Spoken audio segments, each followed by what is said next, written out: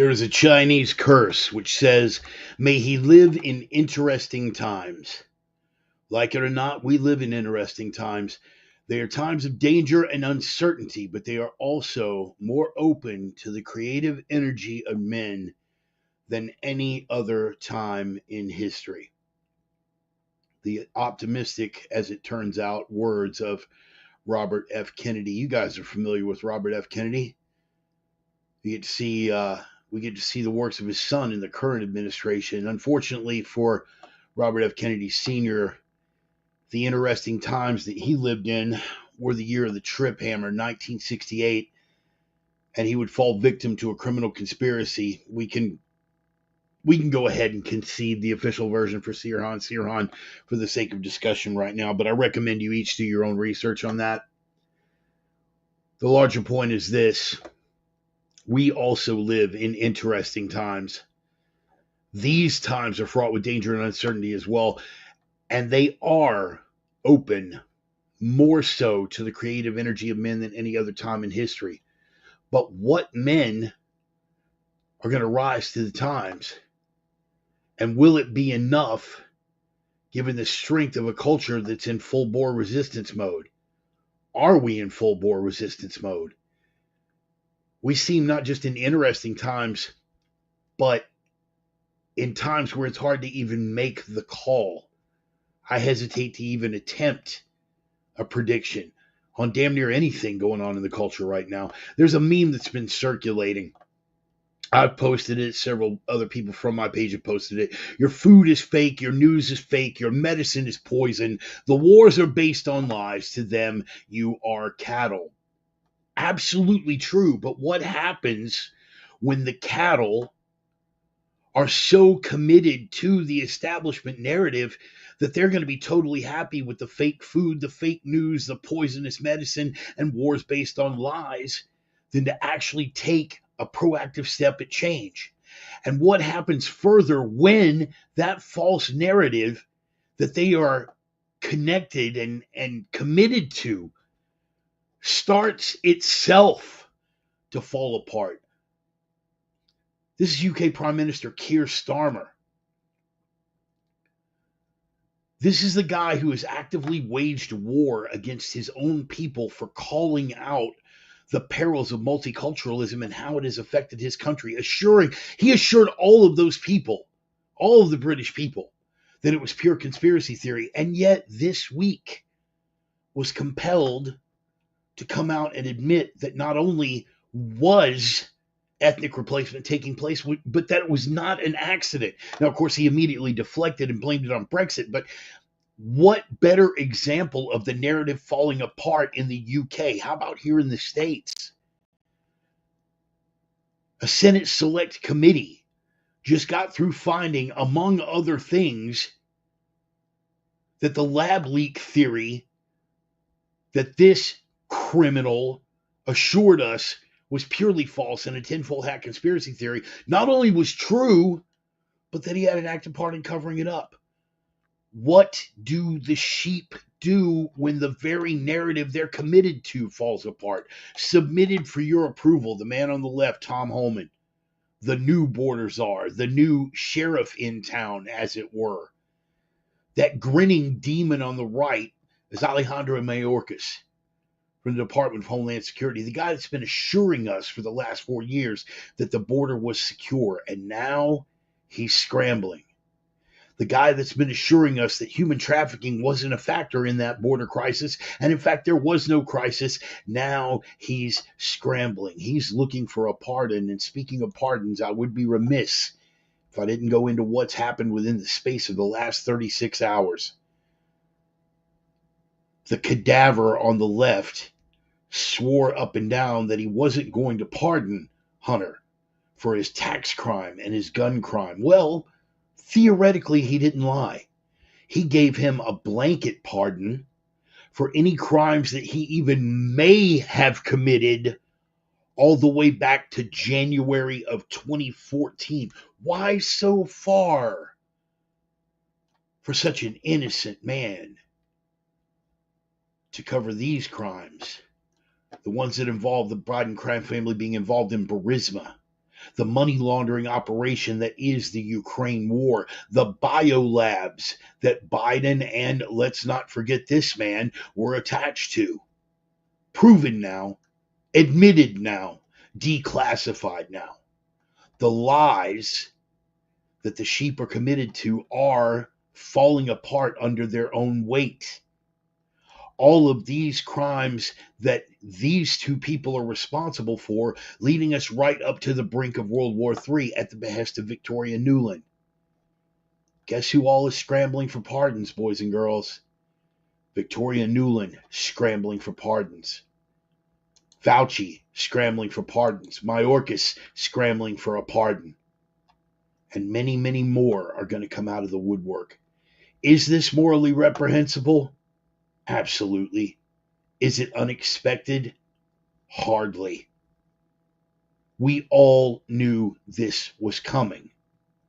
What we can't allow ourselves to do is get distracted. And least of all, what we can allow ourselves to do is get discouraged, because we did know it was coming. Take it as a blessing. Because while they are giving blanket pardons to these known criminals, they will have no ideological or moral high ground to hide behind when these people are pardoned. I'm talking about every one of the January 6th defendants. What grounds will they have to stand on? They will try, but the narrative will have entirely collapsed. So they will have nothing to say when the January 6th defendants are pardoned. They will have nothing to say when pro-life protesters are pardoned. And they will have less than nothing to say when this man uses recess appointments to get his cabinet picks confirmed. No, we can't worry about what a group of criminals, a pack of demons, are doing on their way out, because we have a more important mission on our way in, and plenty of work to do. Retribution is a luxury that in this moment we cannot currently afford. Don't rule it out, but in this moment it is a luxury that we cannot afford. We have to focus on the task at hand, because we do live in very, very interesting times. But as the scripture admonishes us, we've got to rise to those interesting times. Take them for the blessing they are and carry forward with the mission. Esther chapter 4, verse 14. For if thou altogether holdest thy peace at this time, in other words, if we remain silent and don't rise to the occasion, then shall their enlargement and deliverance arise to the chosen from another place. But thou and thy father's house shall be destroyed. Do you hear what they're saying here?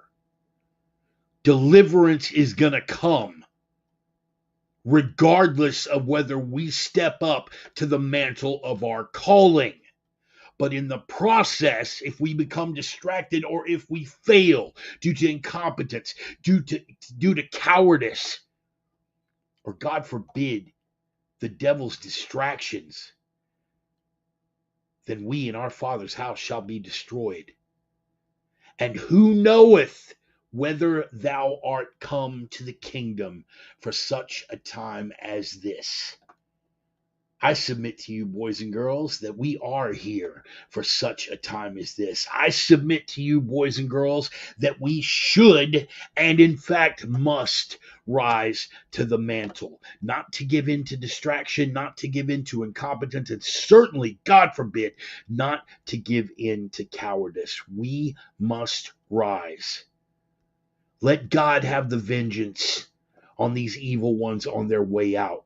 We have to be the voice for the righteous and the good going forward. We cannot afford the distraction. Chin down, knuckles up, focus on the fight, and carry it to the enemy. The opinions expressed by the Reverend are his own and no one else's on the planet. Not friends, not foes, not supporters, not detractors, not sponsors, and I cannot stress this enough, certainly not employers. because I'm about to have another one. Tell you all about that in a minute. Just wanted to get that out of the way for you docs happy Antifa maggots out there. In any case, those opinions have been adjudicated thought crime in all jurisdictions. Consider yourself warned. They're coming from the heart. They're guided by the mind. They are guaranteed to stretch open that unwilling maw and force feed you a choking and, if necessary, fatal dose of truth cock. Welcome back, boys and girls. The Monday edition of the Sunday Sermon. Glad to have you guys aboard. Happy to be here, folks. Sorry I had to push it back another day. I appreciate y'all's patience. Hell of a lot going on. Going to be getting into all that. But right now, let's see who's on board. Everybody in for the drum roll, please. Yes, sir. Hard charging out of the starting gate as we always run it. Gut stomping rock and roll band Red Desert from the smoldering embers and crumbling ruins of the once great American city of Minneapolis, Minnesota. The name of the band is Red Desert. The name of the track is Older No Wiser. Every week I get a little bit older. Every week you guys get to decide if I've gotten any wiser. Some weeks I do better than others. We'll see how it rolls for this week. I'm not making any promises. Right now I'm going to bounce over here, do a real quick roll call, see which one of the usual suspects are on board early. And of course, Brother Roman from OGTales.com. The OG sinner sister herself, the divine Miss Emmy. Nice to see you. Hope the old man is around and in good spirits and good health. Hope you guys enjoyed your holiday. Brother Clem, everyone's favorite Frenchman. The one Frenchman you can guarantee is never going to surrender. Not without one hell of a fight. Got to take the jazz we can get him, Brother Clem. Always good to see you on board. Let me see who else we got. David making it on board. Hey, man, glad to see you, brother. Glad to see you. Treasure Monk. Yes, sir. Talking about my brother Jeff Truitt. You want to talk about friends going way back? Me and Jeff Truitt go all the way back to grade school together, man. That Crusher thing was my moniker of choice in middle school football, no less. I had that on the back of my jersey, and I had some really, really mean ways of getting back at people. But you're going to have to take that up with Jeff. I'm not going to tell that story. I'm going to let him tell it. But he's got a channel on YouTube that you should be checking out. Metal detecting and that sort of stuff has taken on just a ridiculous amount of popularity here in this last little bit. In fact, if you guys follow my bro Paulo Rubio over at Funker Tactical, he's gotten into metal detection and all that kind of stuff as well. But Brother Jeff has his channel, Treasure Monk, and that catalogs all his adventures overseas doing metal detector work. He's found some really, really amazing stuff. And he's a hell of an interesting guy. The guy's got trigger time in multiple time zones. He's worked security details. He's been an operator. He's been a medic. And he's been an outstanding friend. So God bless you, Brother Jeff. Glad you made it out. Just rolling that roll call real quick just to see who's on board. And, you know, I'm not expecting a huge turnout today, and I'm totally okay with that because I did have to push it back. Now, you know, people are busy at this hour sometimes on a work day, and I get that. But we got a lot of things going on, man. I'm trying to shape things up for the next year. And, in fact, before we get into now, you know what? We're going to cover the material, and then I'll get into it. We're going to close with some of the stuff that I have planned for the coming year and, you know, just everything. Oh, yes. I did go see Bonhoeffer, and I'm glad that you brought that up, Emmy. I really am glad that you brought that up. Not a bad film. Not a bad film. I got to tell you, Emmy, and this is just, and I'm just being honest here. I'm not demeaning the film at all. Not taking anything away from it. I think probably the problem was I had set a ridiculous bar for how hard that film was going to hit and how visceral it was going to be. And it still hit. Don't get me wrong, but it hit more like a Hook combination from Foreman in his prime than the Freight Train that I had expected. But it was still, man, it was still a really, really good film. I enjoyed that. And I'm going to recommend another one for you, Em, that is on Angel Network right now. And, of course, Miss Charlie has Angel Network, and therefore we can enjoy it here on the Roku at the Bart Bunker. But go check out the film Cabrini if you have not already seen that. It is about an amazing nun from Italy who did some really, really, really incredible stuff, founding orphanages and churches and all of the things that she had to fight, uphill battle, and just the stones on this woman was really, really just amazing stuff. And I have to say, I was completely unfamiliar with her story until going in on this. And since then, I've done a little reading. Yes, they took some liberties with it, in the same way that they took some liberties with Bonhoeffer, but they stuck generally to the established historical narrative, and it was a pretty fascinating story. So definitely worth the look. Here we go. What do we got? Jake showing up. Glad you made it, brother. Hey, buddy. Good evening, you handsome feller. I don't know who you're talking to, Jake, on that handsome feller tip. I really have no idea who you're talking to. That's got to be like Roman or David or my boy Jeff or somebody. But if you're throwing that compliment in my direction, I will certainly take it because it's so rare that I actually get compliments like that anymore. So go ahead and fade down that bumper music, man. And I want to look, man, I got to say this one more time for that band Red Desert. These guys are amazing. And, yes, Jake, I am live on YouTube. Yes, I am. I'm on Facebook Live and YouTube right now. Twitter right now is being a little finicky, which is odd. But I'm going to get that straightened out in short order. So it's not really a big thing. I do want to give another special shout out to Red Desert. Those guys have been really, really cool. They sort of accidentally became my bumper music years ago, like early on. And it's hard to believe, man. It's hard to believe. Here we are. We are going into 2025.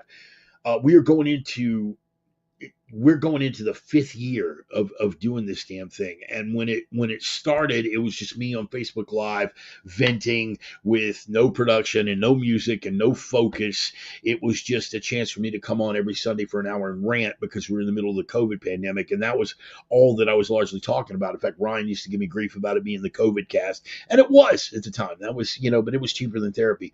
And now this thing is like morphed into something where, we've got an audience, we've got a following.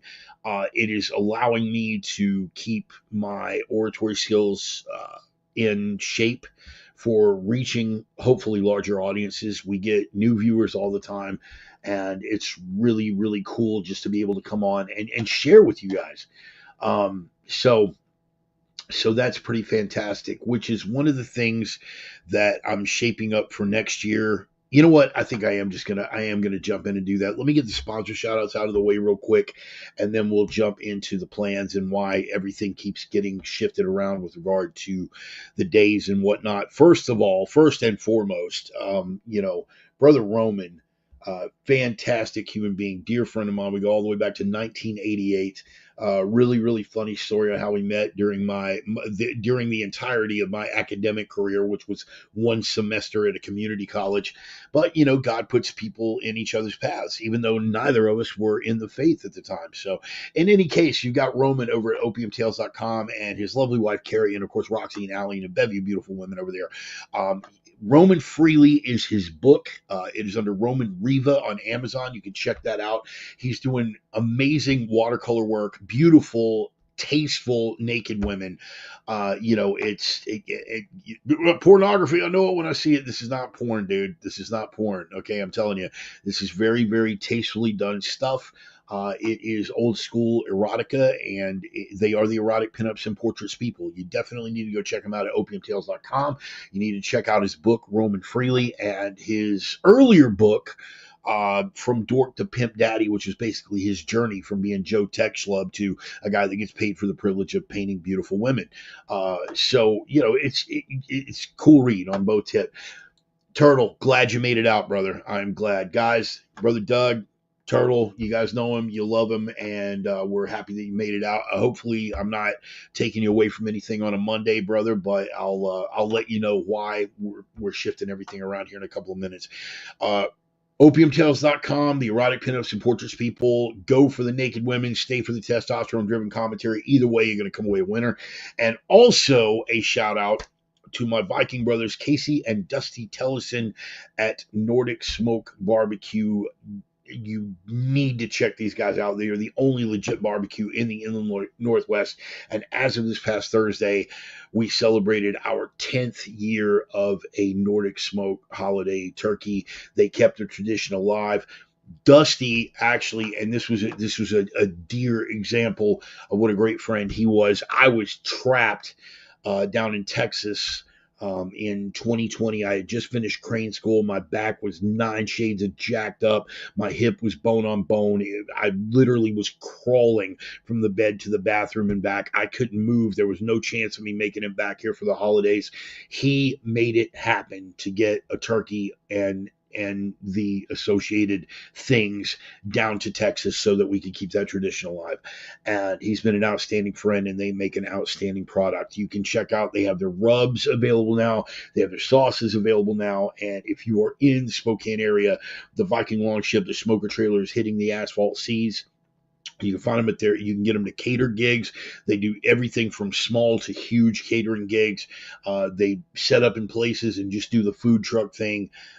Get with him, man. And don't forget to check out Casey's book. Casey is now a practicing attorney. He's a combat vet as well. Phenomenally gifted writer. He did a book called Freaks of a Feather, which was published by Latah Press out of Spokane, Washington. It was a combat memoir that started out as a suicide note. It's a phenomenal book, Freaks of a Feather. Casey Telson, also available on Amazon. Let me bounce over here real quick. Sinner Sister, Miss Emmy. In the lead up to the movie, I read the Metaxas biography, The Cost of Discipleship, and in the process of bringing life together, the Psalms, letters, and papers from prison. Yes, indeed. And I didn't see Bill Wade in the roll call, but Bill sent me a book, and it's not specifically with regard to Bonhoeffer, but if you have not read the book, Live Not by Lies, and if you are not subscribed to Rod Dreher's Substack. And by the way, guys, let me go ahead. I'll pop this up here just to not to puff my own pecker or anything, but I do have a Substack. This is my Substack right here, ReverendBart@Substack.com.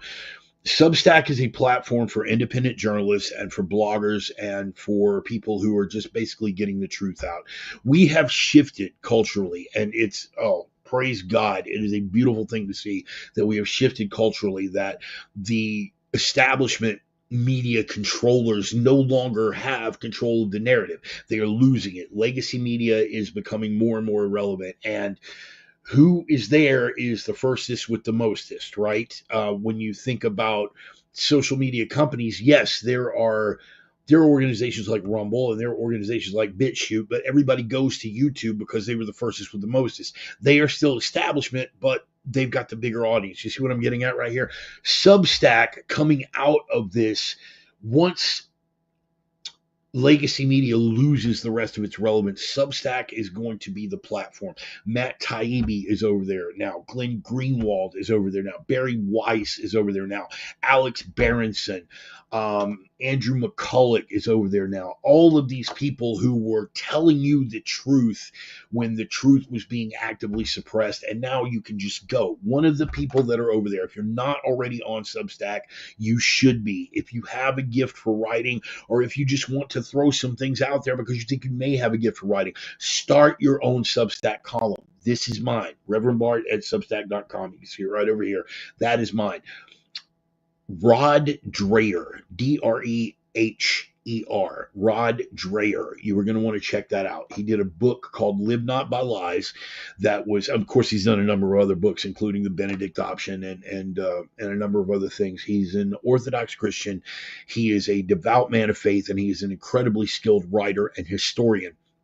And this book was gifted to me by Bill Wade. I was absolutely riveted by this book. I mean, it really, really shook me because it went into all of the people that were persecuted under communism and what it was like for those people to live under a totalitarian regime. We just ducked that, people. We just ducked that. And make no mistake, I do not deify the Mango Menace. I do not deify Darth Cheeto. He's a man.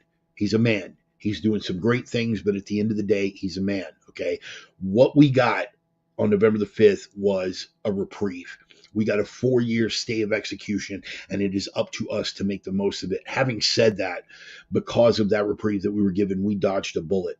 You have heard me say on here before that Christians are not persecuted. They are targeted, but they are not persecuted. And the reason why I say that is having read books like Live Not by Lies and all of the source material that went into Live Not by Lies, and being the Cold War history guy that I, you see me put on the filter there, being the Cold War history nerd that I am, knowing the way that people were tortured and genuinely persecuted under communism, that was headed our way. That was headed our way. It is still lurking in the background and headed our way. We got a 4-year stay of execution. We got a reprieve, nothing more. But go to Substack, check out Rod Dreher on Substack, Emmy, you in particular, if you have not checked out, Rod Dreher in any platform, definitely go check him out on Substack. It's like a must read, and that book, Live Not by Lies, is just it's a perspective check like you just can't even imagine. Stacy, glad you made it out. Hey, Stacy, I was going to ask you, man, and let me know over here in the comments, because I see that you're watching on YouTube. I am hearing like mixed, like some people are seeing my stuff over on Twitter and some people are really, really not getting it. And I know that I know that you follow me over on X. You know, I could keep saying Twitter, you know, and no, no disrespect intended to Saint Elon of the enlightened free speech, you know, but anyway, no disrespect to Elon, but I know that you follow me over there on X. And if you could let me know, you know, because I'm hearing shadow banning is happening again, which I find hard to believe, but okay. Just kind of let me know. I'm hearing that my videos aren't showing up and some of my posts haven't been showing up. But Stacy, I know that you do follow me over there on X. So if you could just kind of let me know over in the comments if you've been getting the feed on the regular, if you've been seeing the sermon on the regular over on X, and it's something that I'm in the process of trying to rectify. But I'm glad that you made it out. Man, thank you. And again, just for your support overall, like all of you guys, it just means the world to me. Angel Studios is doing a fundraiser for a movie based on Live Not by Lies. That would be outstanding. Now, here's the thing. Is it on Dreher's Live Not by Lies, or is it on the Solzhenitsyn essay, Live Not by Lies, which is where Dreher got the title for the book? Either way, I'm in. But it's an important distinction. So there's that. Kamala is a Marxist, Trump is not. There we go. We need to be careful how we view Trump's election. Yeah, Jake. I'm absolutely with you on that point. And I know that you're a Trump fan. And you will remember that I was not. I absolutely was not. I'm sure, you know, as you're fond of reminding me from time to time, I was not. And you were the first guy that basically said, hey man, he's going to win. And I did not believe you. And I was wrong in 2016. In 2020, by that point, he had won me over. Yes, we do. Long story short, we do need to be careful how we view Trump's election. And see if you're with me on this, Jake, and feel free to leave something over in the comments. For the record, that's not necessarily Elon. Oh, I know, Roman. I know. And they've gone through like half of the code. There's no way they can rewrite from scratch. I totally get that. I just did a shadow ban test for Reverend Bart. Cool. I don't know when we get the results, but Roman, thank you for being on that. Jake, I think we're probably of the same mind with regard to we need to be careful how we view Trump's election. There are a lot of people that think, well, Trump got elected, now we can just kick back and relax. And no.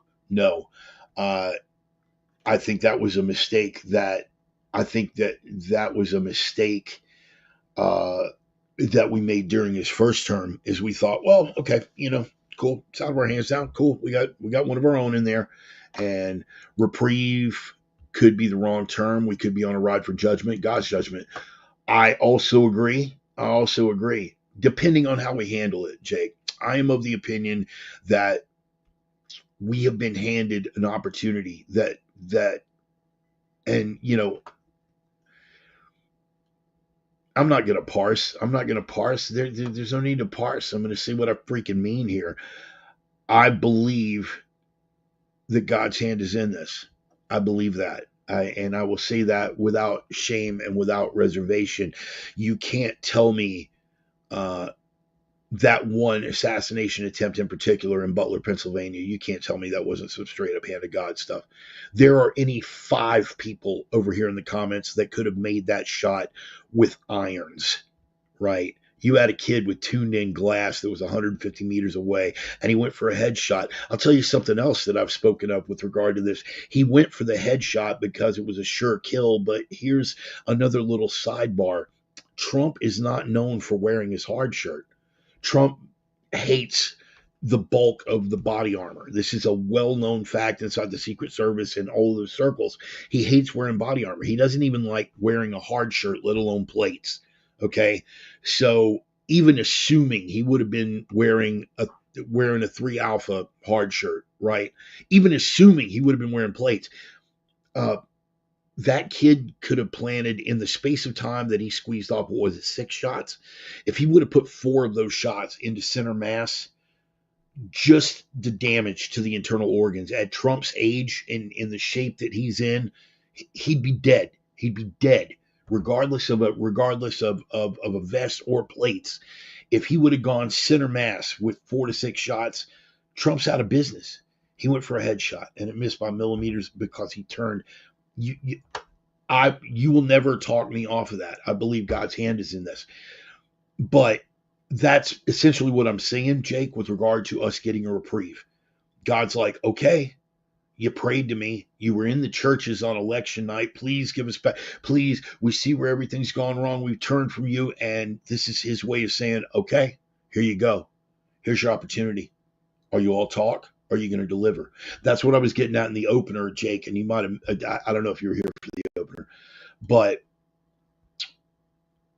that's the opportunity that I feel like we've been given. It's that 4-year, hey man, what are you going to do now? You turned your face away from me and you begged and pleaded and you begged and pleaded. We don't want to be like that. We don't want to be like that guy who's in the middle of a drug overdose praying for God to save him. And then God spares his ass, and then you turn around and you're hitting up heroin again the next day. I mean, hypothetically, of course, not like I'm speaking from personal freaking experience or anything, but yeah, you can't. We can't be that guy. We can't be that nation that begged and pleaded and, oh my, please, Lord, we got to say, we will turn our face back to you. We can't, and then just go back to sleep. We are not only morally compelled to fight forward now, but on our honor, we are compelled to deliver on the promise that we made to the boss man, right? And I fully intend to deliver on that promise. In other words, can we use the election to glorify God or be like the Pharisees use to glorify ourselves through material stuff? I absolutely see where you're going. And you know what? I got to tell you this, Jake, if you haven't had a chance to, you guys know my home church is On Fire Ministries. I should say this, okay? Let me say this as a disclaimer, okay?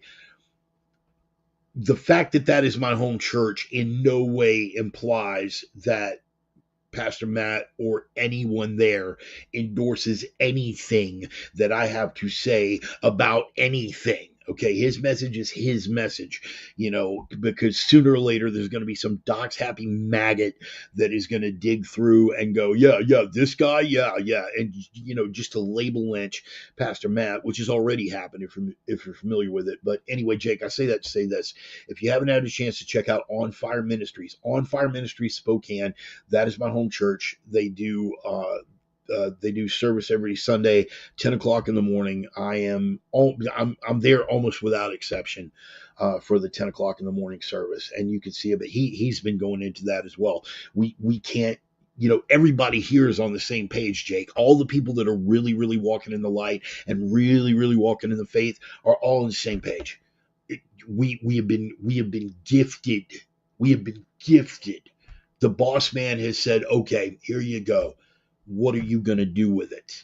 And if we fail, or God forbid, if we start getting caught up in our own pride and look how wonderful we are and aggrandizing ourselves over this and make it about retribution and poking the other side in the eye. Not talking about the people that are behind the real evil, man. You guys know that I've always drawn that distinction. You have some people who are just bona fide evil.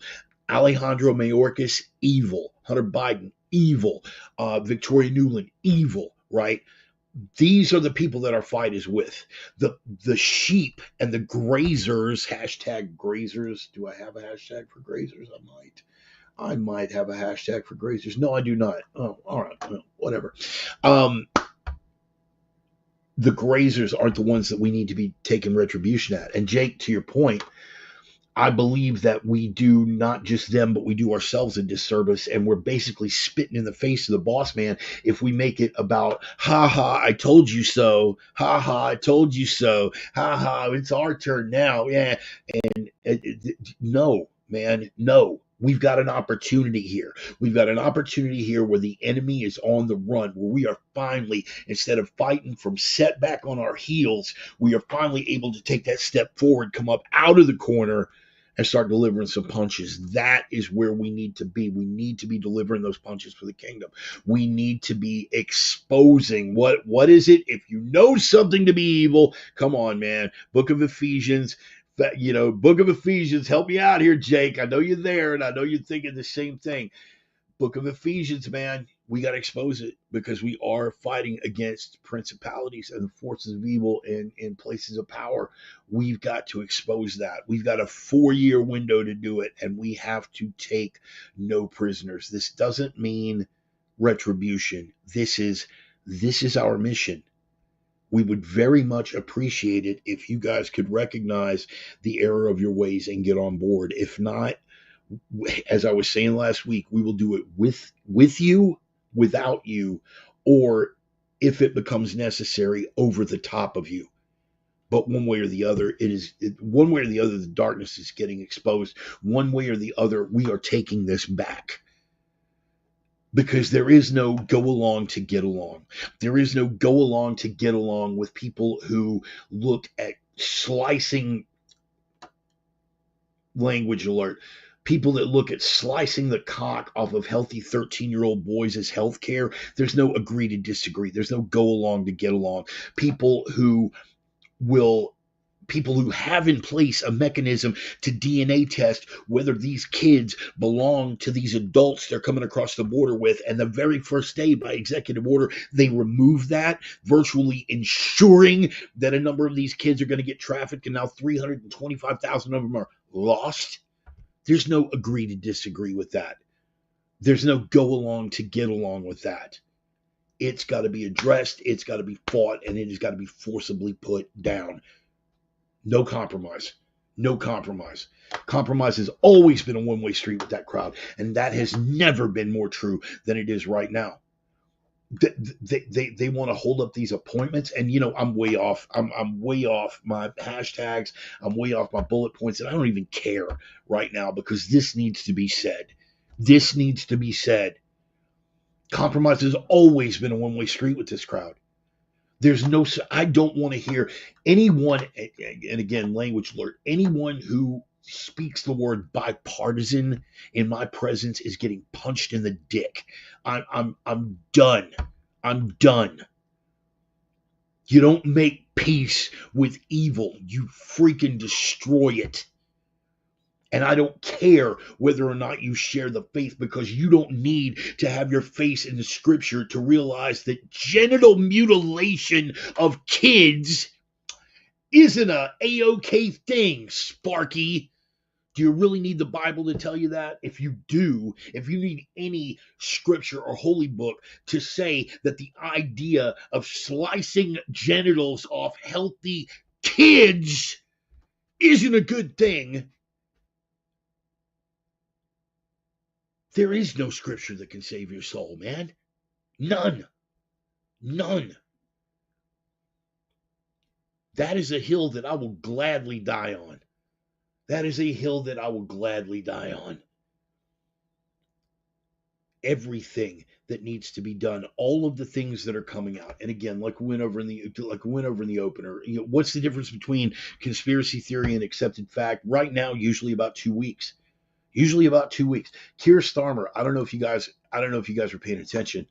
Earlier this week, Keir Starmer came out and said yes, that the multicultural experiment has been an experiment, and that it was done with intent, and that it is an utter failure. And then, of course, turned around and blamed it on the Brexit crowd. You can expect that going forward with the Trump team. You can fully expect that going forward with the Trump team.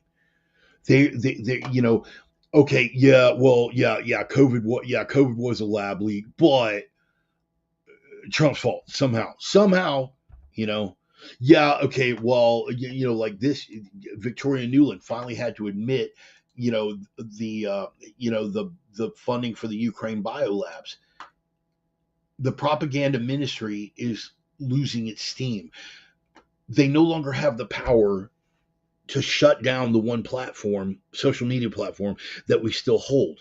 And that has been the one thing that's been able to deliver the truth. Is it any wonder why they call it misinformation? Is it any wonder why they're so afraid of it? Is it any wonder why the FBI worked so closely with big tech to try to undermine and shut down, when Jack Dorsey and that vagina woman, whatever her name was running the show over at Twitter? Is it any wonder why they worked so hard to suppress that? I want you to imagine what the political discourse would have been if Elon had not stepped up to buy Twitter. I want you to imagine what the social discourse would be if a man like Joe Rogan didn't have the reach that he does. I want you to imagine 4 years if the deep state had won this election. If their figurehead, whether it was Biden or Kamala or Gavin Newsom or whatever demon they throw at us in 2028, if those people would have had their hands on the reins of power and been able to pass the things that they swore to pass, to regulate social media platforms. They didn't mean regulate social media platforms. They were going to regulate social media across the board. They were going to regulate social media that wasn't carrying the narrative. Oh, what? You thought they were going to go to Zuckerberg? You thought they were going to go to Zuckerberg and be like, "Excuse me, Zuckerberg, you're just," because he's carrying the narrative. You think that that any of these other platforms would have been squashed or would have had the pressure put on them the way? Do you think that Zuckerberg would have been investigated? Do you think that Jack Dorsey and the vagina woman would ever have been investigated for the things that they were doing and censoring conservative voices? Of course not. This wasn't about regulating truth. This wasn't about regulating social media. It was about controlling the narrative, and they've lost it now.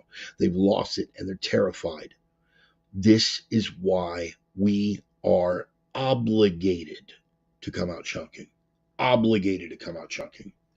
Because we may not, if we squander this opportunity, I promise you, the boss man is not going to give us another. Yeah, I had that coming. I was carrying a lot of tension in my traps. You're absolutely right.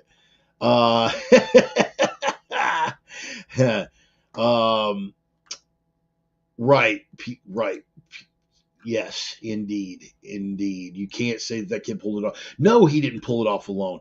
No, he didn't pull it off alone. And the fact that nobody's even paid attention to that. The fact that, I promise you, man, if somebody would have made, if some real lone nut, like just some whack job from Arkansas would have decided that he's going to clip Kamala and would have even gotten on premise with a weapon, let alone discharge the damn thing, we would know everything about that guy, right down to how many squares of toilet paper he uses to wipe his ass in the morning. We would know everything about that guy. And yet this kid, 20-year-old kid, 20-year-old kid, gets within 150 yards of the leading presidential candidate and former president, tries to clip him with a headshot, and this he's got no background. We don't know anything about his background. He's got no social media footprint, but somehow does have multiple bank accounts in foreign countries in crypto. Like, dude, are you kidding me? Everybody knows what happened there. Literally everyone knows what happened there. That was a deep state hit. There will be another. They are going to do everything they can to do, and what a great life insurance policy to have J.D. Vance. Outstanding life insurance policy to have J.D. Vance. Because if you clip Trump, Guess who's waiting in the wings, Sparky? Oh, yeah. Oh, yeah. Please, by all means. You don't dig Darth Cheeto? You're going to take him out because he's a threat to the deep state? Okay. Good luck with that. You better take out the whole crew, dude. You better take out the whole crew, which is something they're perfectly willing to do. That's the frightening part about it. Again, I am way off. I'm way off my bullet points here, but I don't care. All of this stuff needed to be said. All of this stuff needed to be said. And a lot of it, particularly with two-tier justice, that's one of my and deflection as the sincerest form of flattery. That falls under what we saw with Keir Starmer. That's what we saw with Keir Starmer. It's deflection.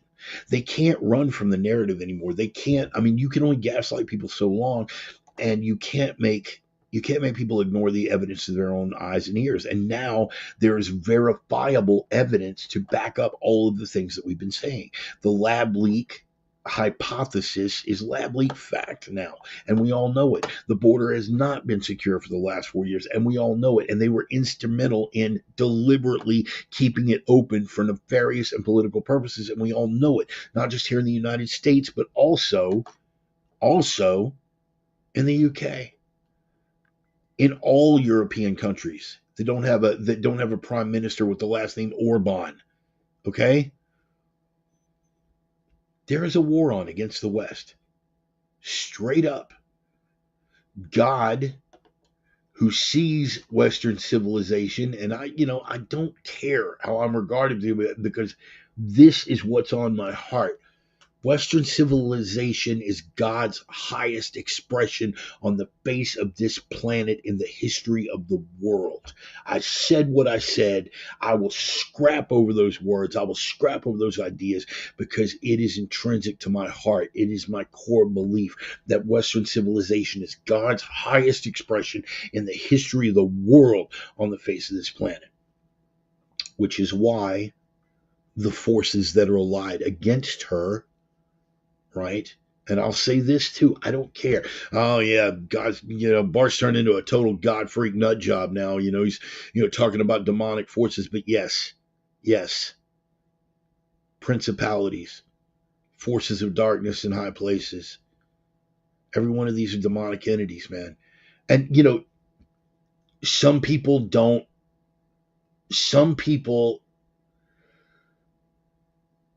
even in the higher echelons, aren't even aware of the purposes they serve. That's how twisted up some of these people are. It's usually the mid-level guys that are able to convince themselves that what they're doing is for some sort of greater good.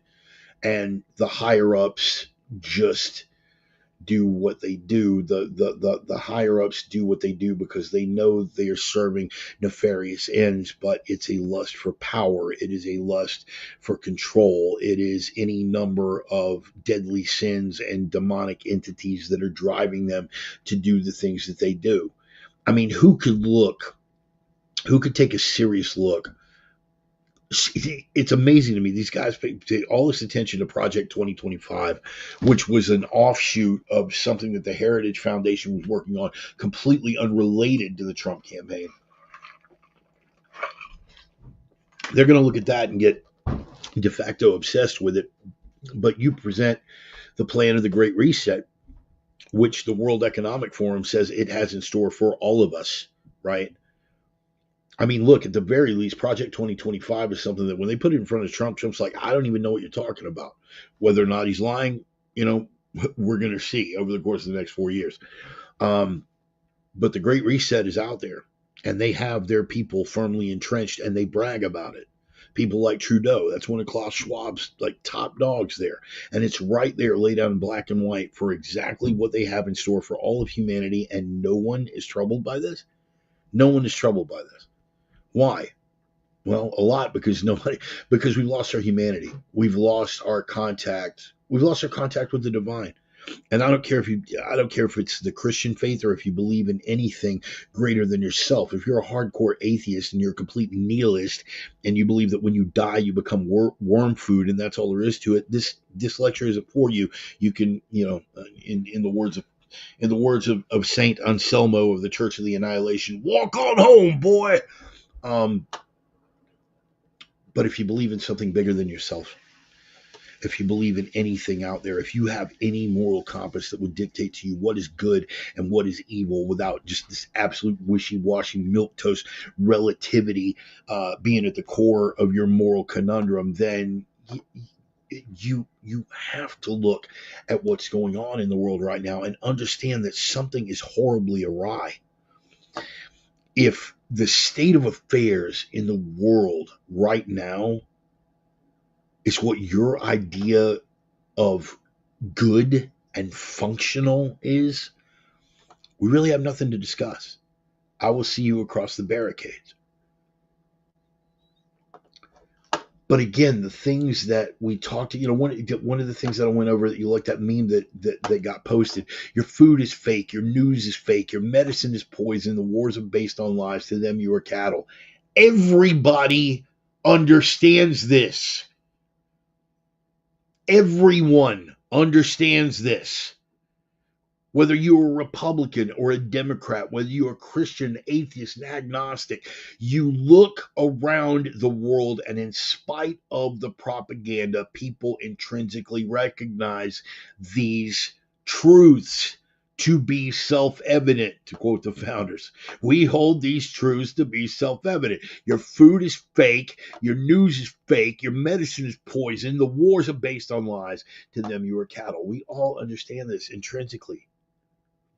And yet, some people are so committed. You guys remember the line? You remember the part of the Matrix where Morpheus is walking Neo around, and he's talking about, yeah, man, these people are some of these people are so dependent, so hopelessly inured to the system that they will fight to protect it. That's what you're looking at here. And it's not relegated just to the hardcore Democrats that have bought the lie. Those people, largely naivety, stupidity, being controlled by emotions rather than rational thought. All these things are understandable, if not forgivable, right? But you have people who are so afraid of something affecting them directly, like what Jake and I were discussing earlier. We have been given this reprieve. We have been given this 4-year stay of execution. And rather than take it and charge forward, rather than say we are taking it back, you still worry about what you have to lose? Well, if I go forward, I could lose my standing in the community. If I go forward, I could lose my home. If I go forward, people who aren't responsible for feeding, financing, or fornicating with me might not like me. Oh no, don't let that happen. That's not being paralyzed by fear. That's being paralyzed by weakness. That's by knowing that you have a calling and an anointing and walking away from it for the sake of your own comfort. And that is inexcusable. Absolutely inexcusable. The things that will fall on you eventually, if we squander this opportunity, you will absolutely deserve. I don't think people, the orange man literally dodged a bullet. Culturally, the rest of us dodged a bullet. Culturally, the rest of us dodged a bullet. And the margin was exactly the same, and the stakes were just as high. Trump turned his head, and that bullet missed, blowing out what would have looked almost exactly like the JFK kill shot, because history has a sense of humor. He ducked that by millimeters. Nearly got his brain blown out the back of his head. He dodged it by millimeters. Culturally, the bullets that we dodged was just as close, and the stakes were just as high. If you need further evidence, look at what these people are doing on the way out the door. Let's go into, and that'll at least get me through one of my bullet points. 2-tier justice, I beg your pardon. I beg your pardon. Look at what these people are doing on the way out the door.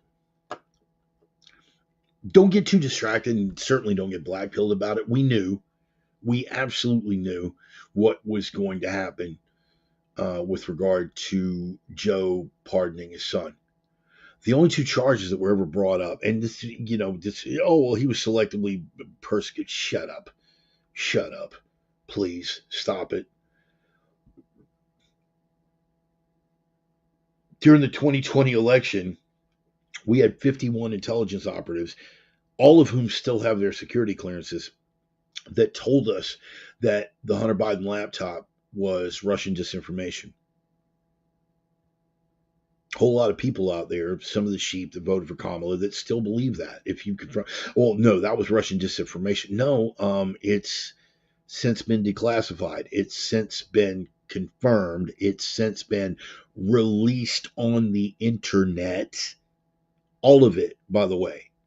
You guys, archive, I think archive.org was where I downloaded archive.org and a couple other places, but whatever. Find it. That entire laptop is available on the internet. All of it. All of it's been leaked. You can go and have a look through every single file on that laptop now. It's right there for you, just a couple of mouse clicks away. I promise you, you're not ready. You're not ready for some of the stuff you're going to see. Okay? Let me just let you know, and make sure that when you do go looking for it, that you absolutely scrub your hard drive afterwards, because those images, right? Those images that Hunter saved to his laptop, for all intents and purposes, amount to pornographic material involving minors. Okay? Let me just level that out for you. That's what was on that laptop. They knew that. They knew that it was real. The FBI had already had it for a year in their custody. They had already perused it. They knew what was on it. And 51 intelligence officials who still have their security clearances went and said, this is disinformation. By their fruits you shall know them. Yes. The pardon that was issued wasn't for the tax thing, and the handgun charge has always been a red herring. Okay, that's the handgun charge. Well, first of all, if that would have been me with that same handgun charge, my ass would be locked up. Period. End of statement. Done. If that would have been me owing that much in taxes, my ass would have been locked up. Period. End of statement. Done. Those were always red herrings. If I'm going to say this, and you guys don't have to believe me, and why would you? Why would you believe me? If Joe would have said, I am going to pardon my son for the tax charge and the gun charge, which were the only two that were officially brought. Okay, if he would have said, I'm pardoning him for the tax charge and the gun charge, it would have stuck in my craw. But basically, hey, no harm, no foul. Like, I get it. That's your kid, right? That's your crackhead son. That is your morally depraved, banging his brother's widow before his brother's body's even cold, then stepping out on her with a stripper, knocking up the stripper, refusing to pay child support to the kid, and refusing to acknowledge that that's one of your grandchildren. This is the Biden family that you're dealing with. It would have stuck in my craw, but it would have been par for the course. Dude, I get it. He's your crackhead son. You've been covering his ass for years. What's one more pardon? It's the nature of the pardon that makes it important. A blanket pardon going back to January of 2014. Okay? Tell me again, who was president in 2016? Yeah, it was Trump. Yeah, Trump. He was president for 4 years. When did Biden become president? 2020. Right. And he was like 2020 through 2024. I mean, granted, he wasn't doing anything, but he ostensibly president. What was he? 2014. Wow, that was halfway through his second term as vice president. So you issue your son a blanket pardon all the way back to 2014 for anything that he may or may not have done between then and now.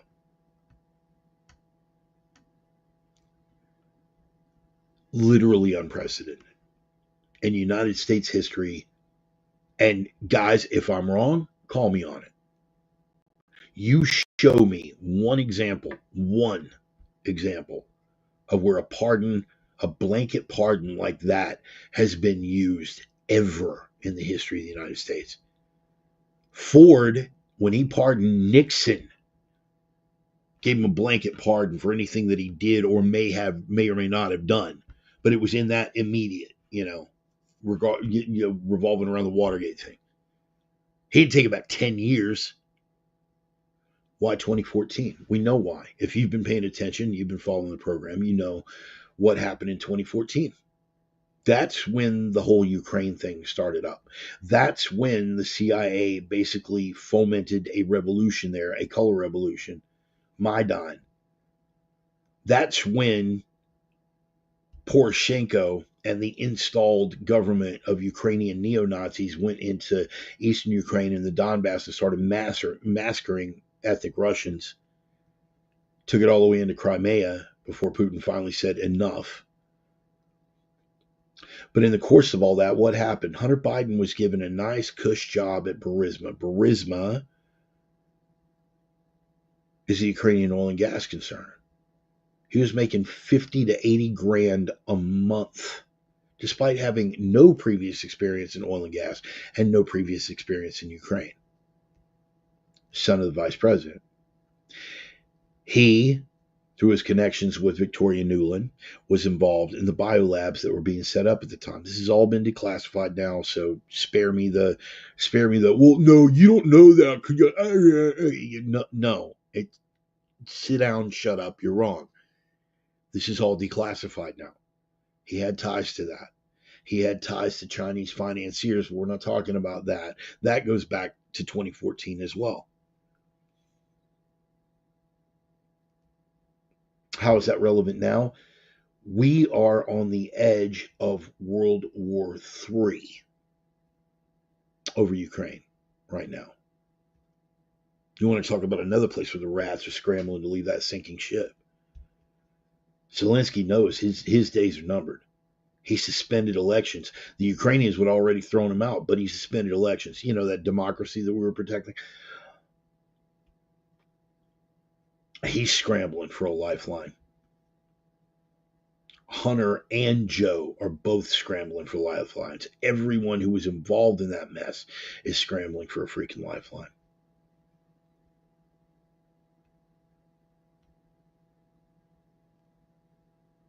There is absolutely a two-tier justice system, and we have gotten to see that. 4 years of the Department of Justice being weaponized against conservatives. And I don't mean that low-level weaponized like what happened during the Obama years with Lois Lerner at the IRS, where they went through and found conservative groups and took away their 501c3 status, or whenever conservative groups would apply for 501c3 status, it would be denied. We're not talking about that low-level weaponization. We're talking active pursuit of political enemies of the administration. We're talking about prosecuting grandmothers for being on the grounds of the Capitol on January the 6th. We're talking about showing up at a pastor's house with 15 armed agents of the Federal Bureau of Investigation, dragging him out of his house at gunpoint for having the temerity to have protested and prayed too close to an abortion clinic. Feel how you want about abortion. You don't have the right. You don't have the right to tell people this is public ground, but you can't pray here because it's close to where they're murdering babies. You don't get to do that. In any case, totally weaponized. All these prosecutions were weaponized. They're all going to be pardoned now. Again, thank God for Trump. But do we take this as ollie Oxenfree and go on about our business, or do we take the fight to the enemy? Every one of these organizations, this isn't about retribution. It is about cleaning house. If you are a law enforcement organization and you are politicized, you need to be removed. If you are a law enforcement officer that is doing things on behalf of a politicized movement, you have to go. if you were getting billions of dollars in U.S. tax money to do a certain thing and you have failed at it consistently since 1979, you've got to go. House has to be cleaned. Okay. We have had a very, very long time. We have had since 2008 for these people to entrench themselves. These values are un-American, doesn't even do it justice. But here's how it's all come to fruition. And particularly what started with Hunter Biden and Maidan and Burisma in 2014. And that has brought us to a head where we are on the brink of nuclear war. I cannot stress that enough. Do I think it's going to happen? No, I don't believe that it is.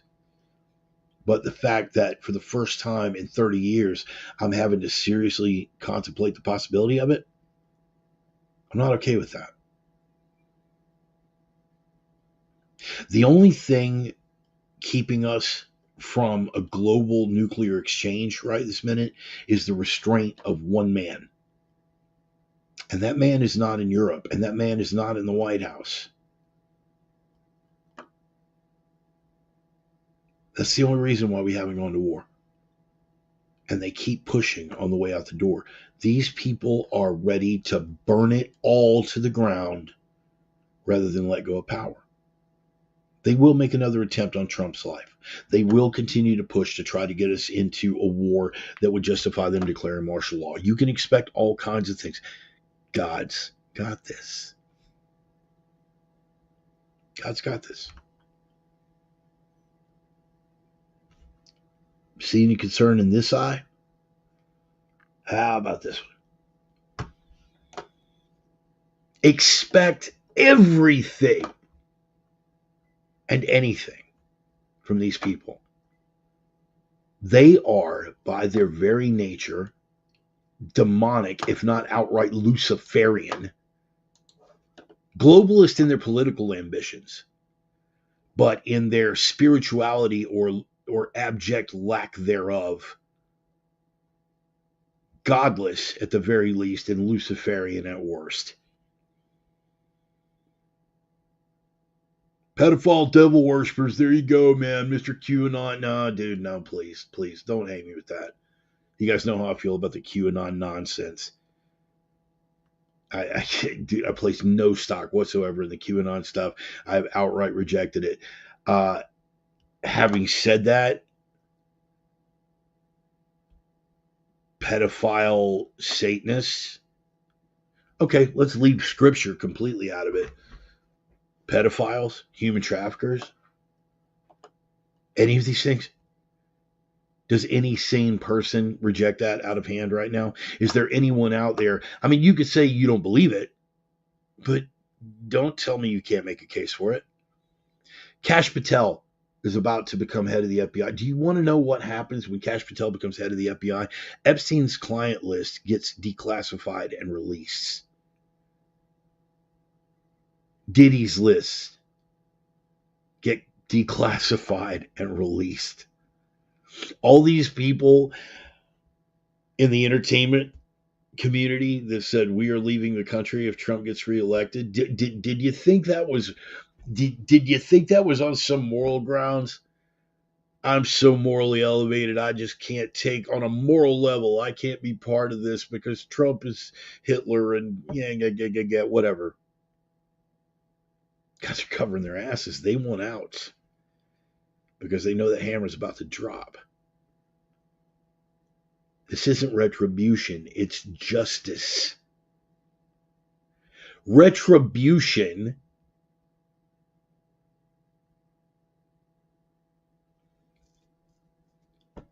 is actively seeking, and I want to say this. I want to get on the record about this. I had a conversation with a dear friend of mine. I have three,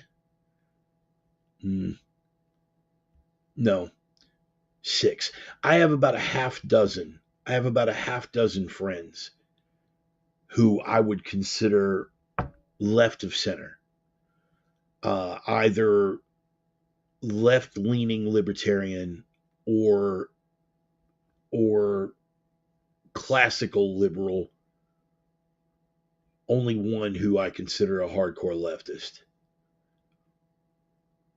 They arrive at their positions honestly. They are men of character. They are men of intellect. And while they are abjectly incorrect and horribly, and in my opinion, willfully misinformed in a lot of ways, they seem to have come to their conclusions with some degree of honesty, which is why we're still on speaking terms. I had a talk and with one of them, and they said, "Tell me,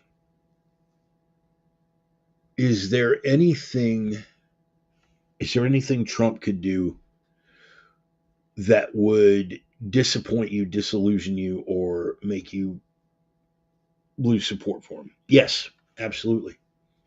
Absolutely. If he specifically singles out journalists, I'm out.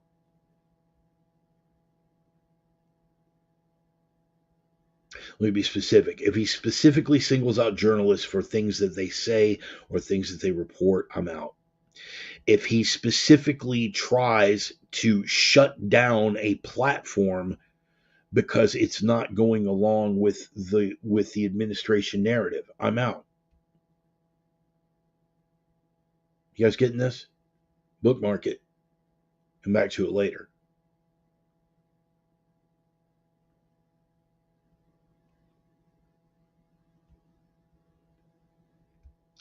If he goes after individual citizens who express distaste, disgust, or opposition to his administration, I'm out.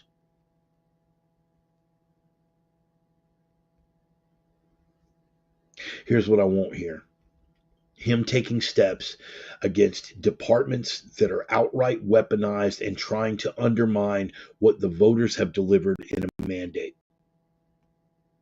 He won the popular vote, he won the electoral college, he won both houses of Congress. And one, I should point out, won the House by a wider margin than we now have. Because for whatever reason, no one would step up and say, "Look, dude, after 2 weeks, you don't count ballots anymore."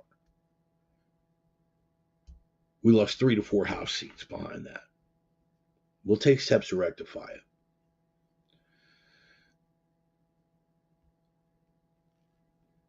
The people want what he promised. They want it to be delivered on. I'm not calling out the Democrats here. I'm calling out the House Republicans,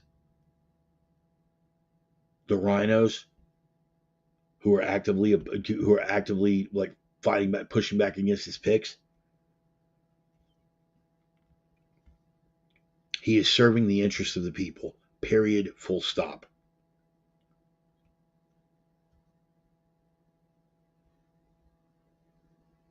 They will take any measures that they can to undermine that. You expect that. You should expect that. God only knows what these people are capable of, and they will pull out all the stops, up to and including trying again. They will continue making attempts on Trump's life. If I were Donald Trump, I would. If I were Donald Trump, I would run this entire presidency from Mar-a-Lago. I would only show up in D.C. for State of the Union addresses.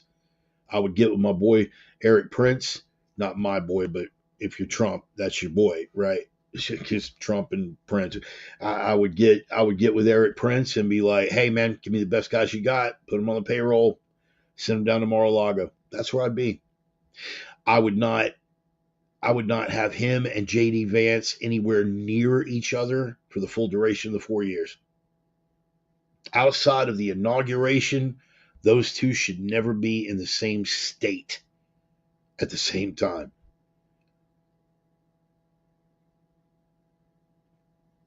Because the justice system is two-tiered right now. Currently, it's been weaponized against conservatives. If we just turn that around and weaponize it against the other side right now, how are we any better? How is that doing anything with regard to mandating for the American people, right?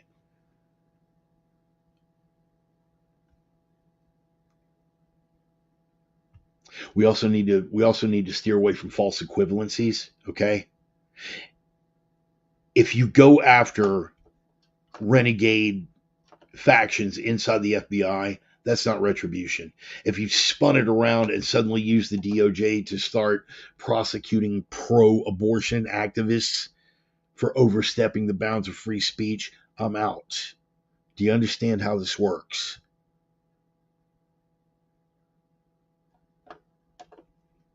We're going to hear it.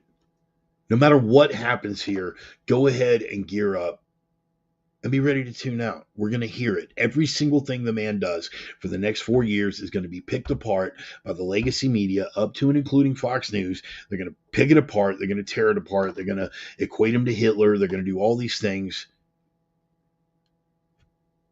Tune it out. Tune it out.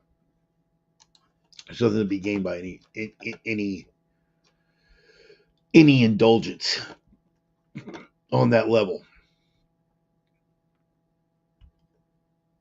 This pardon in and of itself is nothing that shouldn't have been expected.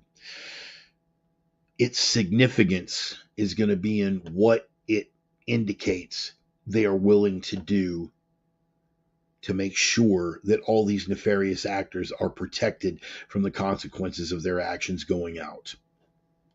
You can expect a lot more before it's over with. It's an acknowledgement of the same criminal activity that they have denied and obfuscated and everything and minimized over the course of the last 4 years. It's an admission. My son never did a damn thing wrong in Ukraine or with Chinese financiers. He's crystal clean.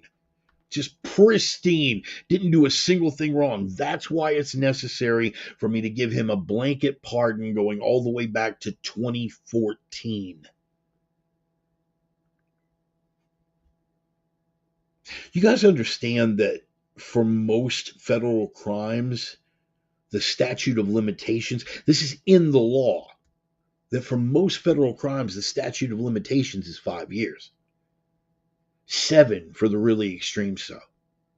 So you're telling me that he's so squeaky clean that we had to give him a blanket pardon for anything he might have done all the way back to 2014? The Ukraine stuff's going to come out. They can't stop it now.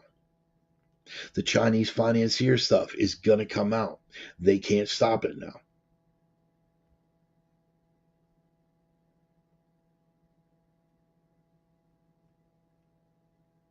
So don't get the two-tiered justice system confused.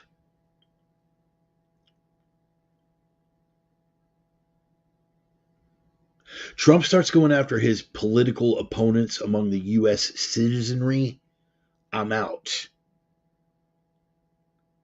That's an argument on principle. Do you understand?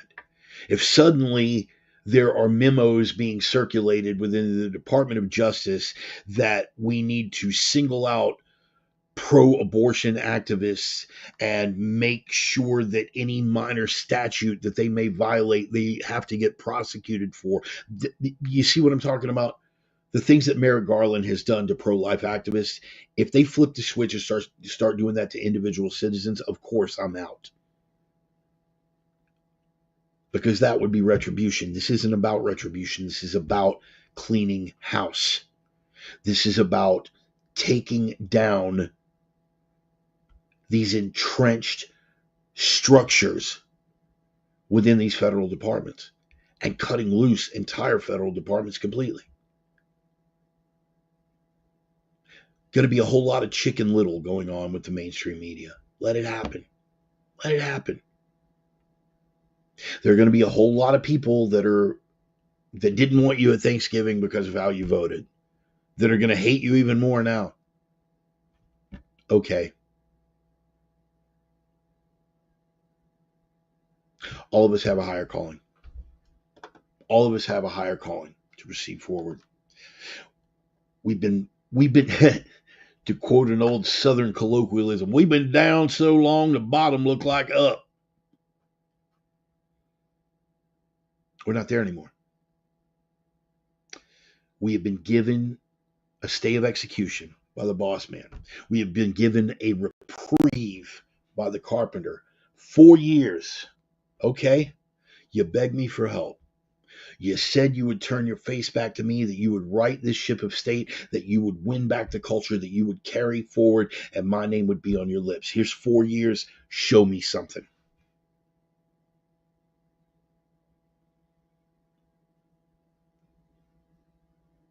We should be frozen on our knees in humility after what, like Jake and I were talking about earlier, after everything that turning the culture from God has cost us.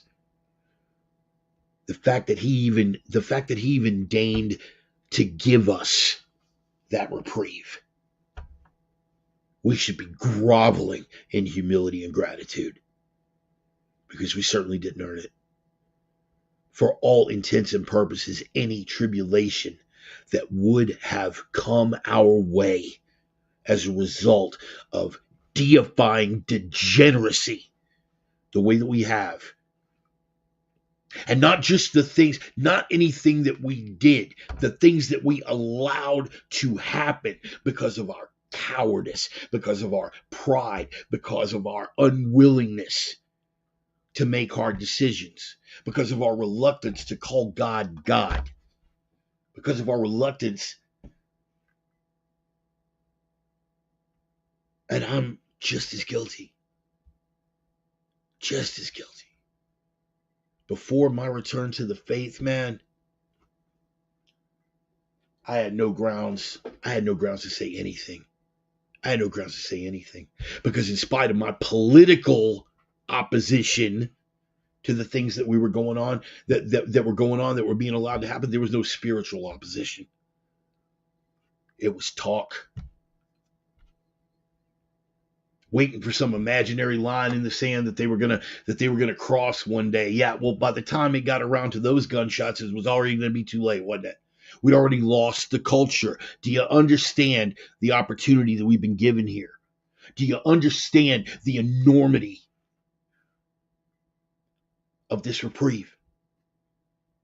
Do you understand the enormity of the responsibility that we've been handed? Hello, Brother Sonny. Showed up at the right time. Make America God's again. Yes, indeed. It is on us to turn our face back to God. It is on us to take back the culture.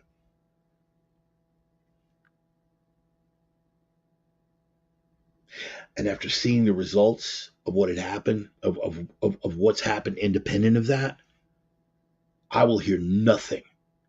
I will hear nothing from anyone voicing opposition to the contrary, to say, that's religious extremism. Okay. That's religious extremism. Okay. If that's the label you're going to hang on me, I'll wear it. Because if the alternative is losing everything, if the alternative is continuing to deify degeneracy, if the alternative is to have our nations flooded with incompatible cultures, if the alternative is to see healthy teenagers being genitally mutilated, if the alternative is to see our entire culture eroded, okay. You guys know earlier in the year, the way that I found my home church, oddly enough. I went there to meet the General Michael Flynn. He was touring on that documentary that they were doing. He was touring with his family.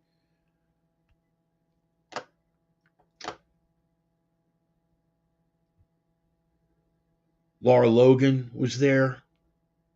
First time I'd ever had a chance to meet Pastor Matt Shea face to face. I met a lot of people that weekend. But during one of the open forum discussions, that was something that came up. Thank you. Thank you. Is it religious extremism or not lukewarm Jesus camp? Thank you. Thank you, Tom. You are neither hot nor cold, so I will spew thee from my mouth. Put me down for hot. Put me down for hot, son. Put me down for the guy that's going to carry that fire. Y'all feel me?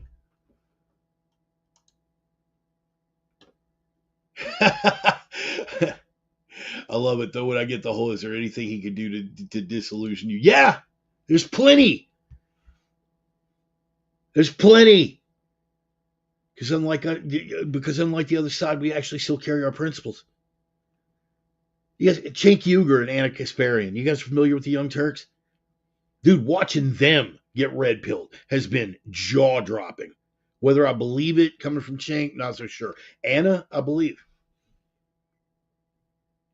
But Cenk said something that I think the rest of the left hadn't gotten in touch with, and that's that if Trump starts screwing up and doing these things that they're accusing him of and picking these people for the ends that they're accusing him of, that the right will actually step up and call him on it. The populist element of the right will actually step up and call him on it. And you know what? I agree. Riddle me this. When is the only time you have ever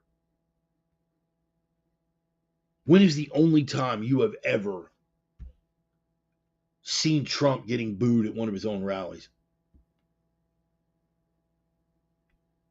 When he mentions the vaccine.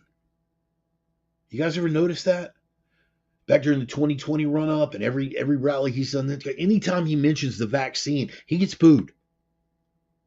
If they were a cult, if we were the cult that they make us out to be, wouldn't we be cheerleading for it?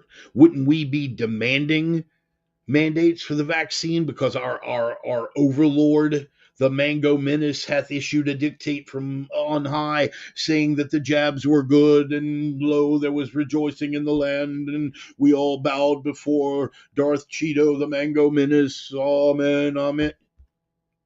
We didn't do that. The populist element will call him on it. You can chalk me up with that populist element who will be calling him on it.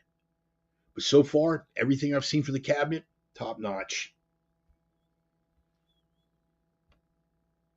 So far, everything I've seen about the policies he's gonna roll with from day one, I'm on board.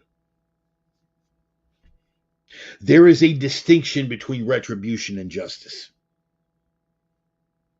Justice is cleaning house at the FBI. Justice is cleaning house with the intelligence organizations who have shown themselves to be both partisan and hell-bent on the destruction of Western civilization. That's got to be cleaned out. That's not retribution. That's moving forward for the sake of the West. If all of a sudden they do the sniveling stuff, like I was just mentioning, the easiest example, if the DOJ starts getting memos that we need to seek out pro-abortion activists and start actively persecuting them, that's a problem. You know, the way Merrick Garland's been doing to pro-life activists for the last 4 years. It was a problem then. If that gets switched, then that's a problem on the other side. Do you understand? You guys following me? But we are held to a higher moral standard, and we are held to a higher ideological standard. And for the first time in a long time, that culture has shifted. They are behind us saying, what are you going to do? So us, the remnant, for lack of a better word, the people who are walking in the light of Christ, we've got a responsibility to both sides, don't we? We got a responsibility to the boss man because the boss man's given us a 4-year stay of execution. The carpenter's given us a 4-year reprieve. We owe. And to the American people and to the citizens of the West, and I'm talking about my French brothers, Clem, talking about all of our European brothers and sisters who are looking to see where we go to take the steps necessary to save what is clearly under attack and on its last legs but refuse to give up. We have a responsibility to them to carry the fire. So what are we going to do with it? This isn't a mandate from the voters. This is a mandate from God. Do you understand? Well, that's some dangerous extremist rhetoric there, Mr. Stewart. All right, hang me with that. Getting back to the General Flynn thing that I was talking about during one of the open forum discussions, it came up. There are plenty of groups who have taken words that have been assigned to them as derogatory words and claimed those words back. I can think of one, starts with an N, that Black America took back and said, nah, man, that's our word now. We own it. Yo, what up, man? Yo, that's my right there.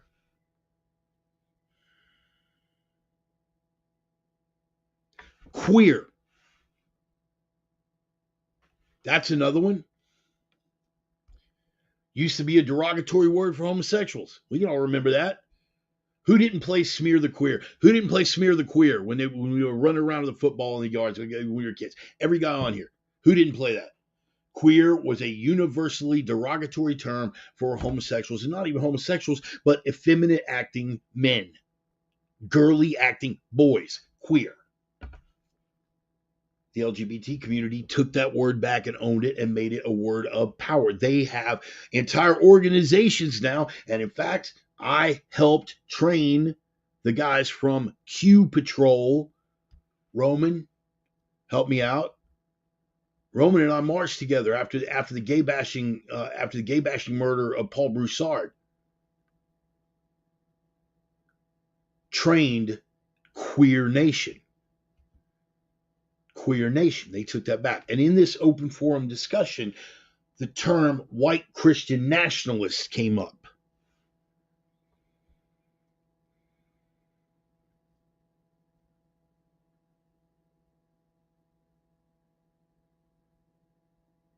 And how we didn't want to be saddled with that term. A lot of people didn't want to get saddled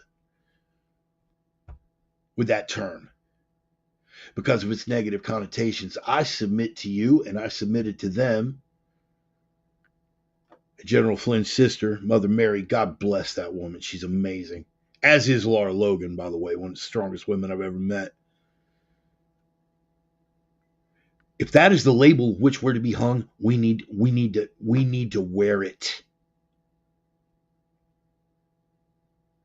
I am a white Christian nationalist. Okay, I am a white man of European descent. I am a Christian because I walk in the light of Christ and I believe in the redemption that was bought by his blood. I am a nationalist in the sense that I am behind not just my own nation, but the nations of Europe. Christian nationalists, Christian nationalists, Christian nationalists. Let them hang that as a derogatory. I think we need to step up and own it and claim it for ourselves. Stop running away from it. This is a mandate. But how is it going to be perceived? What picture is that going to paint of us? What are they going to say? Why do you care? Why do you care? You are going to be hung with those derogatory terms regardless of what you say, regardless of what you do, regardless of how you act, regardless of what you advocate.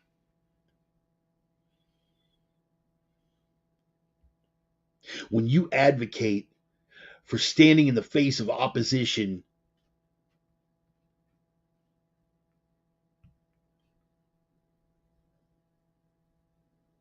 of a culture that can only be described as evil, when you stand in the face of what you know to be evil, are you worried about what they call you for doing so?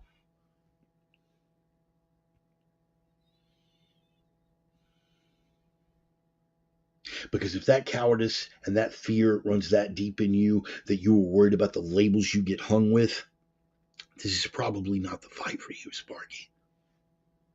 Probably not the fight. Let them pull out the stops. We owe to the electorate. We have that mandate. The more important mandate that we have is from God. God has given us a 4-year stay of execution. God has given us a 4-year reprieve. We ignore the enormity and the importance of that at our own peril. And I, for one, fully plan on carrying the message.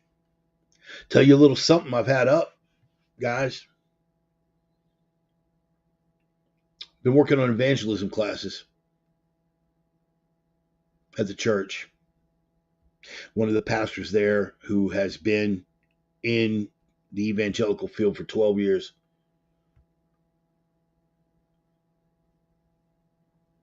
He said, I'm doing a class on evangelism. Anybody who's interested. We had about 40 people come out for the first one. By the time we got into week number 4, the fourth and final week, I think we had 11 people. That was damn sure one of them. Second week, I dropped my testimony. And Sonny, you'll love this. I dropped my testimony, gave him the short version of some of the darkness that I'd walked in earlier in my history, but then I gave him the slightly less short version of the actual epiphany that day and those 9 men who got to witness that. I left them slack-jawed, Sonny. I left them slack-jawed. And Pastor Evan, I can't do a South African accent to save my life, but Pastor Evan looked at me and he said, "You are going to give the devil some problems."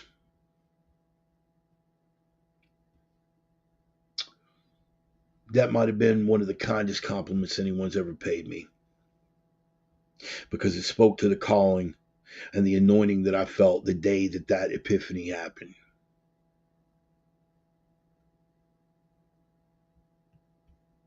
It was the carpenter saying, "See, I told you." It was the Nazarene saying, "See, I told you." So just like we collectively have a mandate and a calling to serve for the kingdom in the interest of taking back the culture and carrying the message forward and taking up the word as our sword, I have a calling on that level as an individual. We'll share that with you one day. We'll share that with you one day, Jeff. We certainly will. Powerful moment, brother. It's a really, really powerful moment. I'd rather share it with you face to face, so hopefully I'll be able to get up there to Carolina sometime soon. But point being, it was the carpenter saying, "You're not crazy, man. You're not crazy. I told you. I told you you had this calling. This is why I brought you home." So Pastor said that to me after I dropped my testimony, and he pulled me off to the side and he said, "Look, we got missions next year. You belong in this. I would like you to be a part of that." So at some point next year, or in the not terribly distant future, I'm going to be carrying that word on a larger scale. But in the meantime, I'm going to be doing what I want all of us to be doing. This little phrase I called evangelizing by example. We got to be that example. I want to be that person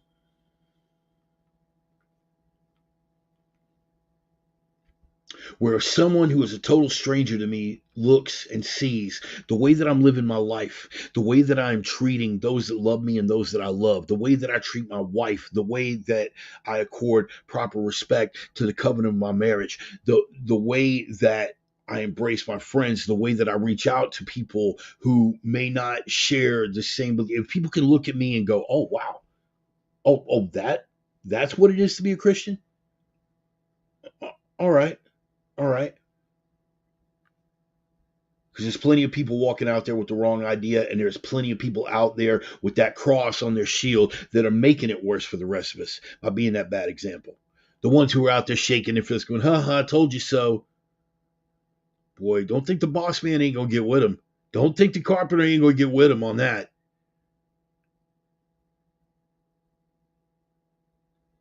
Son, you ought to be way too busy thanking God to have one word to offer about ha ha, nah, nah, nah, nah, nah, like a 7-year-old on the playground. Son, you're lucky God gave you a break. You're lucky he gave this nation another shot. So how about you shut up, yelling, "I told you so" at those people across the aisle, and get busy with what God's got set for you to do. How about you go ask what your purpose is for the kingdom and get to working on that? Anyway, sidebar. Point being, I want to be the kind of person where if they look at, they've got that wrong idea because of people like that about what a Christian is and about what it looks like to be a Christian. I want to be the kind of example to evangelize by example, to where people say, "Hey, oh, that's what it is to be a Christian." All right. Legit. I can get down with that. Not because of any act that I'm putting on trying to sway people's opinion, because the way I am compelled to live if I'm living in the Word. Y'all tracking?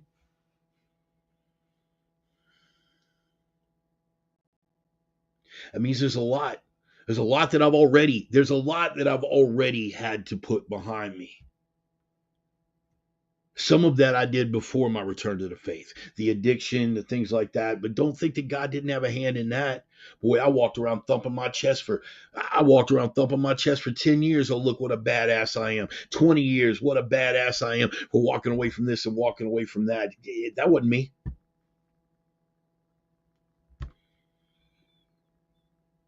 Well, that pride will mess you up, won't it?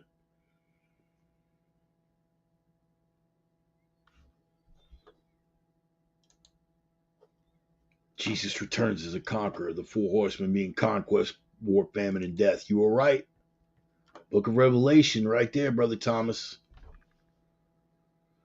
But in the meantime, before he returns with eyes of fire and a flaming sword and a chariot with wheels of fire, before he returns, it is on us to carry the word for the kingdom.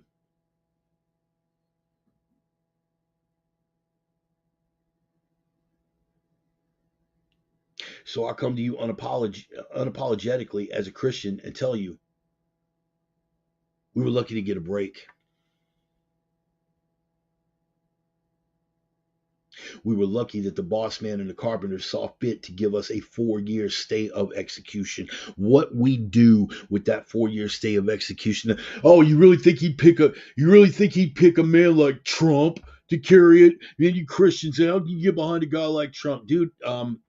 Did you guys, you're messing with us about the book that we're reading. Did you actually read the book?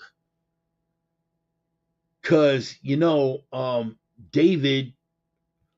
whoremonger, murderer, Samson, whoremonger, degenerate, Saul of Tarsus, tens of thousands of God's best and brightest tortured and murdered, and God made him his most prolific apostle. And you think it's just beyond the pale that God could have done something with a guy like Trump to give a little podunk young ass country like America another shot at staying in the fight, because we're the ones who are ultimately going to have to carry the banner for Western civilization? You think that's outside the realm of possibility? Read the book.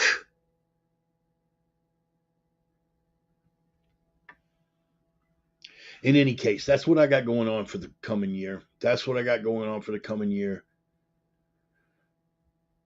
I think we all need to be deeply, deeply thankful that we got this stay of execution. And I went way off. Like, I don't think I even touched on any of the bullet points, and I don't care. I'm going to let the spirit roll with it right now. I'm going to see what needs to be said. I'm just a vessel, man. That's it. But we need to be grounded in gratitude. We need to be grounded in humility, and we need to be grounded in praise. Because the boss man and the carpenter just gave us a 4-year reprieve, a 4-year stay of execution. And what we do with that is going to define who we are. That is going to define who we are, not just as individuals. It's going to define who we are as a nation. It's going to define who we are as a culture. And moreover, and most importantly, it is going to define who we are in the eyes of God. Y'all tracking? So we got a pretty tall order, a pretty tall calling, and it's about time that we step our asses up and rise to it. And if that means it puts us in the fight, you guys already know. Chin down, knuckles up. Let's bring it. It's long overdue. It's long overdue.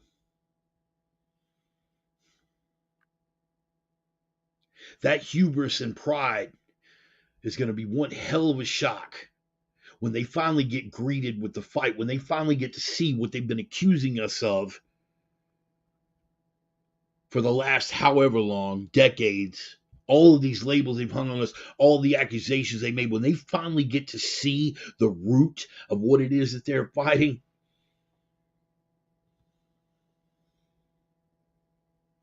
pray for them. Pray for them. Pray for them. Because even if they refuse to walk in the light, those people are going to need all the help they can get.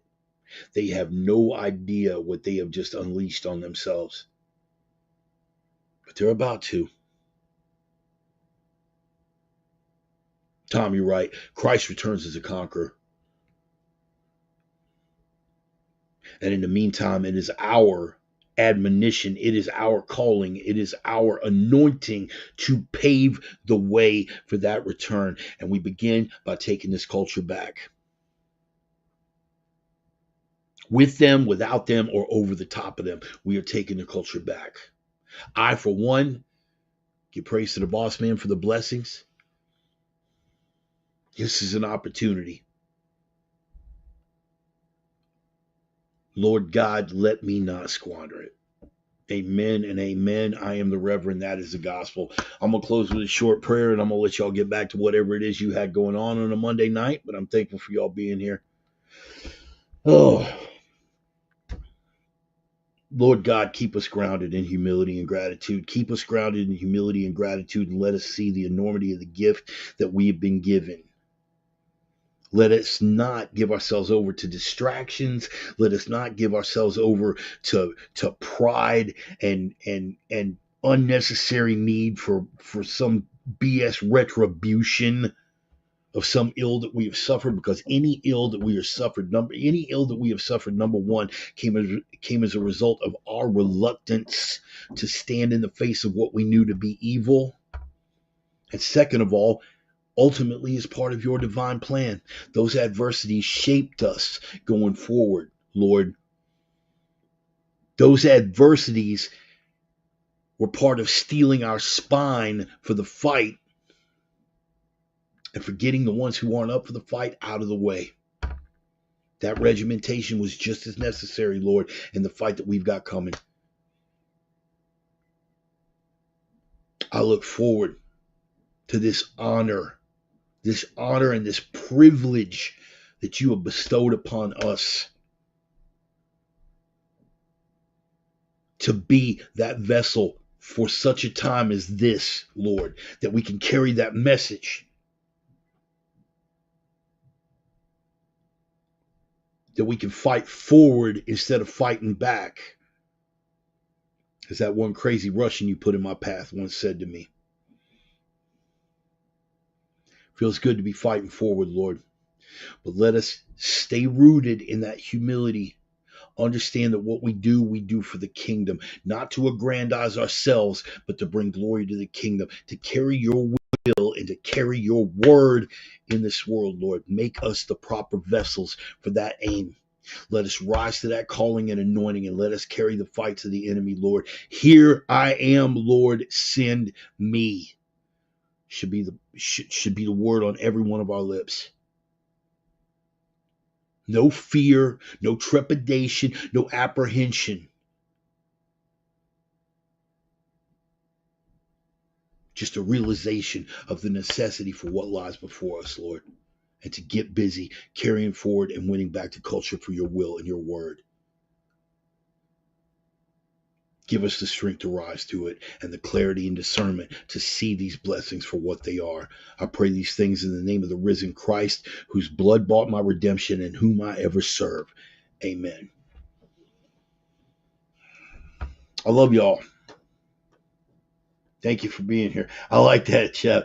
Life's instruction manual. There you go, brother. There you go. That's what we're doing. We're just carrying that forward. I appreciate y'all being here on a Monday, man. I'm gonna close up shop, let you guys get back to whatever you guys were up to. I wish the best for all of you. Thank you for being here, man. I'm gonna drop that outro music, the best version of this song that has ever been done, by the way. Fortunate Son by Neil Fallon and Clutch. Drop that on the outro. I'm gonna pass that little digital collection plate around. If anything I said helped you out, anything I said woke you up, touched your heart, touched your soul, You want to drop me a little coin in the collection plate? I'm on Cash App, I'm on Venmo, I'm on PayPal, I'm on Facebook Pay, I'm on all that good stuff. But I do understand, guys, reluctantly enough, we are still living in the aftermath of the Biden-Harris economy for another month or so. So if you ain't got it to kick down, I totally get it. Here's what you can do, though, man. You can share the video. Share the video on your own platforms. You've got a social media page, you've got Facebook, whatever. You want to share the video and expand the audience a little bit. That would be cool. But here's what you can do, not just for me, but for yourselves. Stone isn't here tonight, but he would tell you what we're talking about. Stone, live the three. Live the three. What are you talking about? Live the three. You know what I'm talking about, live the three. I'm talking about the three prime directives. What are the three prime directives? I'm so glad you asked. In this modern world, the signal to noise ratio is all jacked up. The signal is the important stuff. The signal is the truth, but it gets buried in the noise, all the distractions, all the obstructions. They'll try to bury you in the noise. You got to be that signal that punches through to the other side. You've got to get that truth through that fog and be the signal that breaks through the noise. You got to be the light in a world of darkness. They will try to bury you with the darkness. They'll bury you with that darkness. They will emasculate you, demoralize you, dehumanize you with that darkness. Make you think there's nothing left but darkness. You have got to be the light that punches through to the other side so others can see that that light and that truth is still out there. And you got to have the endurance to carry that light through the darkness, because that darkness can go on for a long time. It seems like there's no end to it, but God will carry you through. And above all, you have got to be the strength in a world full of weakness. So I'm not just talking about this kind of strength. I'm talking about here, and here. Why strength? Why is that the prime directive? Because without that, none of the rest of it matters. If you are not strong, you're not going to be able to punch that signal through the noise. If you're not strong, you're not going to have the tenacity to carry that light through a long-lasting darkness, and you're not going to have the punch to get that light through to the other side of the darkness so that other people can see it. So strength above all, guys. Strength above all. And when you pray, strength, clarity, and discernment. Strength speaks for itself, but the clarity and discernment comes because the father of lies is out there. He's going to try to distract you. He's going to try to trip you up. You're going to take your eyes off the prize. Don't let it happen. Strength, clarity, and discernment. That's what you pray for. God bless every one of you guys for being here. I love y'all. Take care of yourselves. Take care of each other. Keep looking forward. Boss Man's got the plan. Carpenter's got your back. I read the book. We win. God bless y'all, man. Thank you so much for being here. Thank you so much. See you next week.